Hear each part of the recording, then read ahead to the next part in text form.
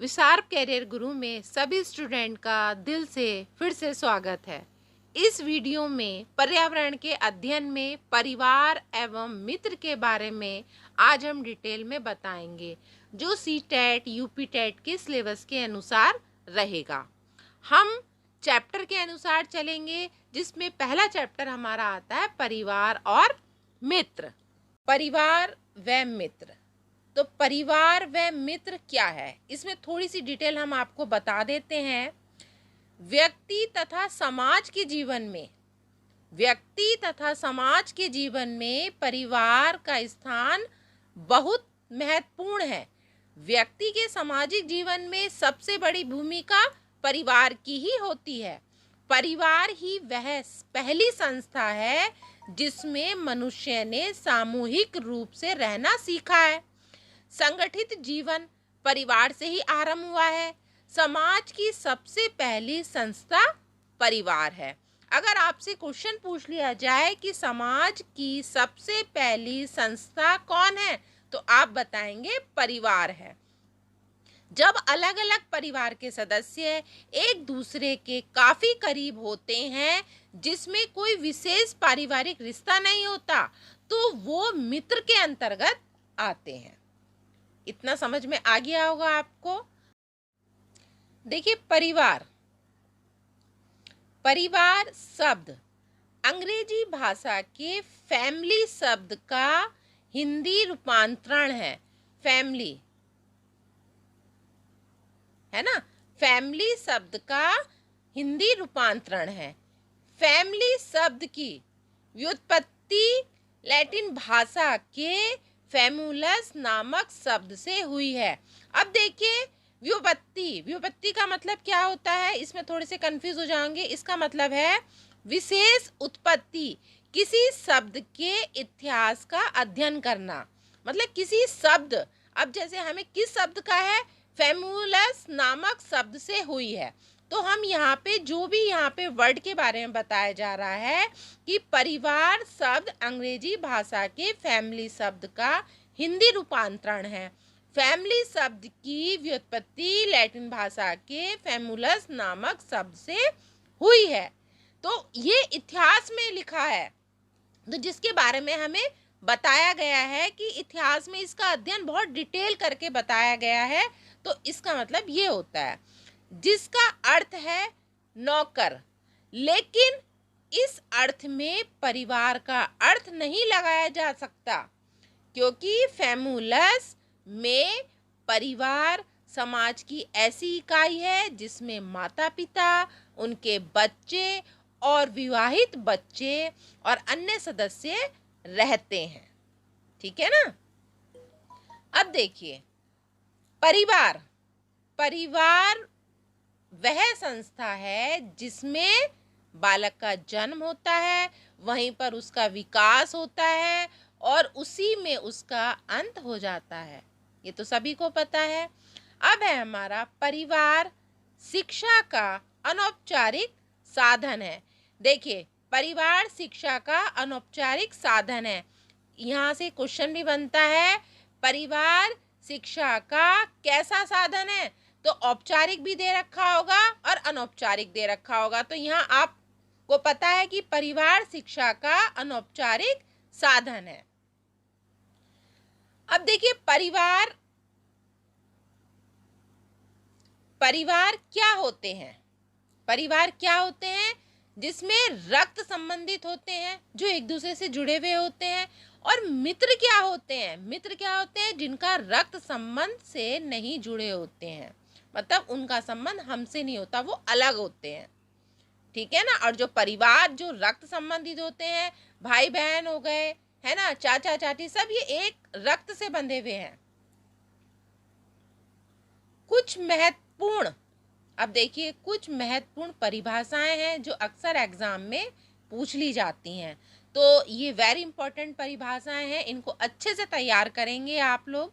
अब देखिए, यंग एवं मैक के अनुसार उन्होंने क्या कहा है, इसको ध्यान देंगे। परिवार प्राचीनतम एवं मौलिक मानव समूह है। इसका ढांचा समाज विशेष में भिन्न हो सकता है, परंतु केंद्रीय कार्य जैसे बच्चों का पालन करना, समाज की संस्कृति से परिचित कराना, उनका समाजीकरण करना परिवार के सामान्य कार्य हैं। ये किसने कहा है? ये कहा है यंग एवं मैक के अनुसार।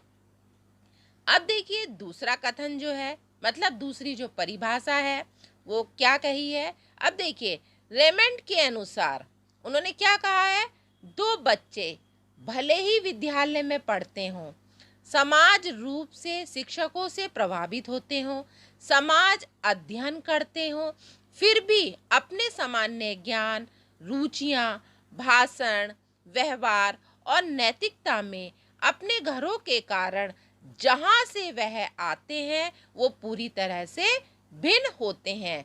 ये किसने कहा है? ये कहा है रेमंड के अनुसार। अगला है हमारा क्लेयर के अनुसार। उन्होंने क्या कहा है? परिवार से तात्पर्य क्या है? माता पिता और बच्चों से संबंधों की व्यवस्था से। मतलब परिवार से तात्पर्य माता पिता और बच्चों के संबंधों की व्यवस्था से है। अब देखिए रूसो के अनुसार, रूसो ने क्या मत दिए हैं? समाज बालक को दूषित करता है। रूसो कहते हैं सभ्यता से दूर पिता बालक को प्रकृति की गोद में शिक्षा दे। ये किसने कहा है? ये रूसो ने कहा है। अब देखिए पेस्टोलॉजी के अनुसार उन्होंने क्या कहा है? अनौपचारिक रूप से शिक्षा को दिया जाए, मतलब अनौपचारिक रूप से शिक्षा को दिया जाए। बालक की प्रथम पाठशाला परिवार होती है। अब देखिए नेक्स्ट है हमारा फ्रोबेल के अनुसार। फ्रोबेल के अनुसार उन्होंने क्या कहा है? माता आदर्श अध्यापिका होती है, इसीलिए बच्चे को घर पर शिक्षा दी जानी चाहिए। किसने कहा है? ये कहा है फ्रोबेल ने। अब कहा है हमारा मॉन्टेसरी के अनुसार। अब देखिए मॉन्टेसरी ने क्या कहा है? बालक की शिक्षा में घर का महत्वपूर्ण योगदान अनुभव किया गया है। उसने विद्यालय को बचपन का घर कहा है। तो विद्यालय का बचपन का घर किसने कहा है? ये भी क्वेश्चन बन जाता है। तो ये कहा है मॉन्टेसरी के अनुसार। अगर इसकी पूरा कथन आ जाए, कोटेशन आ जाए, तो वो किसने कही है? बालक की शिक्षा में घर का महत्वपूर्ण योगदान अनुभव किया है, उसने विद्यालय को बचपन का घर कहा है। ये जितनी परिभाषा हमने आपको बताई ये वेरी वेरी इम्पॉर्टेंट है, इनको अच्छे से तैयार कर लेना। एग्जाम में अक्सर परिभाषा भी पूछ ली जाती है। अब देखिए परिवार के कार्य। अब देखिए परिवार के कार्य, परिवार के कार्य में क्या आएगा? देखिए अब देखिए मैकाइवर में परिवार की कार्यों को दो भागों में विभाजित किया है। कितने भागों में विभाजित किया है? पहला है हमारा आवश्यक और दूसरा है हमारा अनावश्यक। आवश्यक में जो होते हैं हमारे जैसे आर्थिक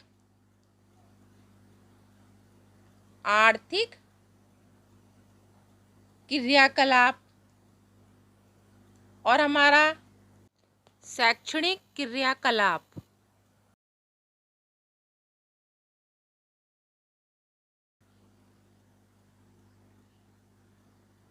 ठीक है, शैक्षणिक क्रियाकलाप। और अनावश्यक में क्या होता है? जैसे मनोरंजन से संबंधित। ठीक है ना। अब आता है हमारा देखिए आगबर्न और निमकॉफ ने पारिवारिक कार्यों को 6 भागों में विभाजित किया है। कौन कौन से हैं? एक तो है हमारा आर्थिक, एक है हमारा प्रकृत्यात्मक, एक है हमारा रक्षात्मक, एक है हमारा आनंद पद, अगला है हमारा धार्मिक और है हमारा शैक्षणिक क्रियाकलाप।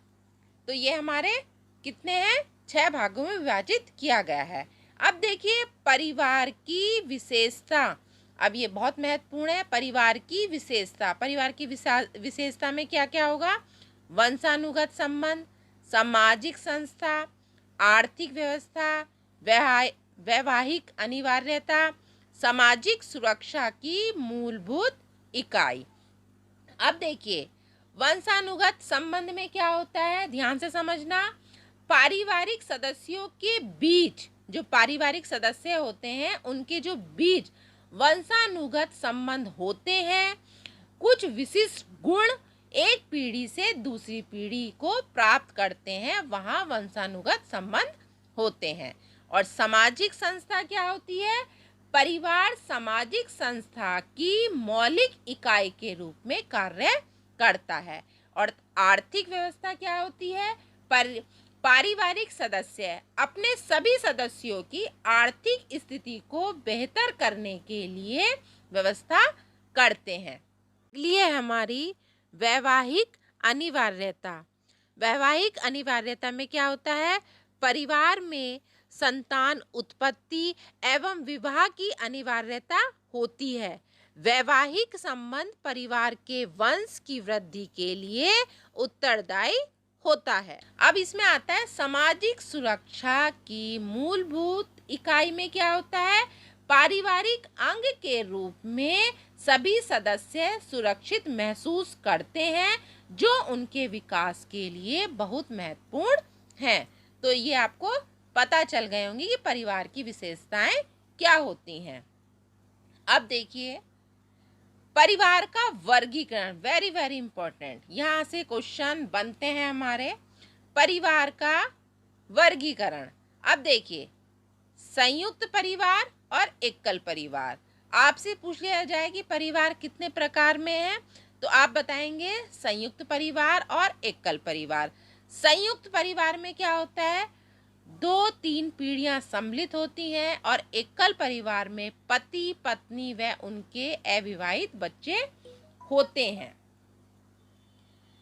अब देखिए, संयुक्त परिवार के गुण क्या होते हैं। संयुक्त परिवार के गुण क्या होते हैं, इसमें क्या होता है, कार्य विभाजन की व्यवस्था अच्छे से हो जाती है, सामाजिक जीवन का विकास होता है, विचारों का आदान प्रदान और खुशी होती है ना। विचारों का जो आदान प्रदान होता है उससे बहुत खुशी मिलती है हमें। बुजुर्गों के ज्ञान, अनुभव, उपदेश एवं निर्देश आदि का भी लाभ मिलता है। जो बुजुर्ग होते हैं हमारे, वो हमें अच्छे अच्छे ज्ञान देते हैं, उपदेश देते हैं और निर्देश देते हैं, तो उनसे हम अच्छी अच्छी चीज़ों को सीखते हैं। अब देखिए, संयुक्त परिवार के दोष। तो संयुक्त परिवार के दोष में क्या आता है, देखिए, पारस्परिक लड़ाई भी हो सकती है, कलह भी होता है। जब सब एक साथ पूरा परिवार इकट्ठा रहता है तो कहीं ना कहीं लड़ाई भी होगी, कलह भी होगा।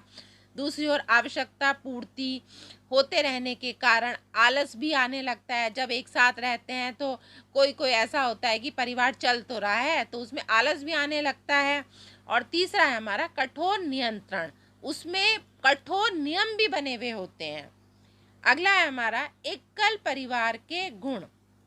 तो एकल परिवार के गुण में क्या होता है, देखिए, व्यक्ति का पूर्ण विकास हो जाता है वहाँ पे, ठीक है ना। कलह की संभावना बहुत कम होती है क्योंकि कोई और तो होता नहीं है।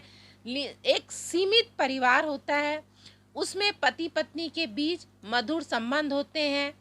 अब देखिए, आता है हमारा, देखिए, बच्चों का जो पालन पोषण है वो अच्छा हो जाता है ना। बच्चों का पालन पोषण अच्छा होगा।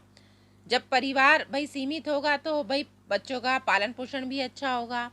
शिक्षा के अच्छे अवसर भी मिलेंगे क्योंकि बहुत बड़ा परिवार तो है नहीं, छोटा सा परिवार होता है, तो वहाँ पे शिक्षा की अच्छी व्यवस्था होती है। स्वतंत्र निर्णय का अवसर भी मिल जाता है क्योंकि कोई बड़ा तो होता नहीं है, भाई पति पत्नी और उनके बच्चे होते हैं, तो स्वतंत्र निर्णय का अवसर भी मिल जाता है। अब एकल परिवार के जो दोष होते हैं, एकल परिवार के दोष में क्या होता है, जैसे बच्चों की देखभाल की समस्या होने लगती है ना। और संकट के समय दयनीय स्थिति आ जाती है।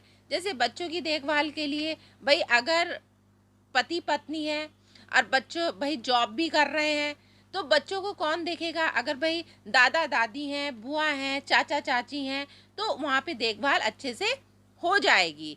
और जब कोई परेशानी अगर आपको आ रही है तो वहाँ भी अगर बड़े हमारे साथ में हैं तो परेशानी हमारी क्या होगी, सॉल्व हो जाएगी। अब देखिए हमारा कुछ, अब मित्रता के बारे में कुछ महत्वपूर्ण तथ्य देख लेते हैं। देखिए, बालक के कार्यों में उसका सहयोग करने वाला, उसके साथ खेलने वाला बालक उसका क्या होता है, मित्र कहलाता है। यह आवश्यक नहीं है कि समुदाय के सभी बालकों के साथ बालक के संबंध अच्छे हों। जिन बालकों के साथ बालक का संबंध अच्छा होता है, जिनके साथ वह रहना पसंद करता है, कार्य करना पसंद करता है या खेलना पसंद करता है, उन्हें हम उसका मित्र कहते हैं। अब देखिए, बालक के व्यक्तित्व पर उसके मित्रों का भी प्रभाव पड़ता है ना, कि बालक के व्यक्तित्व पर उसके मित्रों का भी प्रभाव पड़ता है।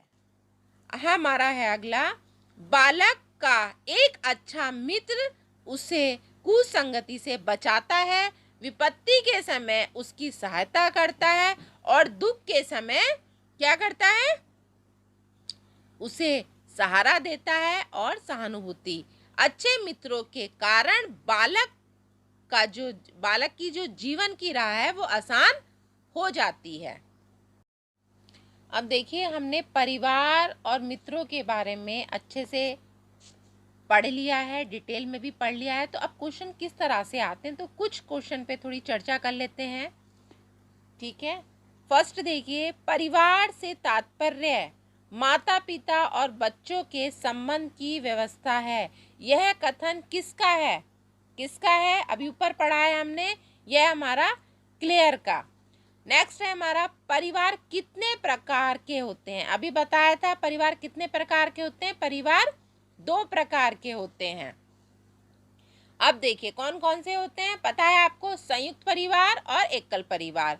अब देखिए, संयुक्त परिवारों में कार्य कुशलता को किसके द्वारा बनाया जाता है, किसके द्वारा बनाया जाता है, कार्य विभाजन के द्वारा।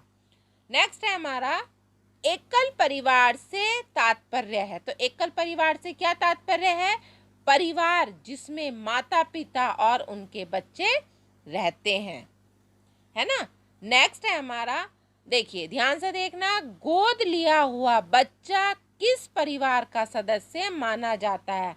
जब हम किसी बच्चे को गोद लेते हैं तो किस परिवार का माना जाता है, गोद लिए हुए परिवार का। नेक्स्ट है हमारा, हिंदू परंपरागत विश्वास के अनुसार विवाह क्या है, क्या है, एक संस्कार है। आज हमने कुछ क्वेश्चंस भी समझ लिए हैं, डिटेल भी समझ ली है।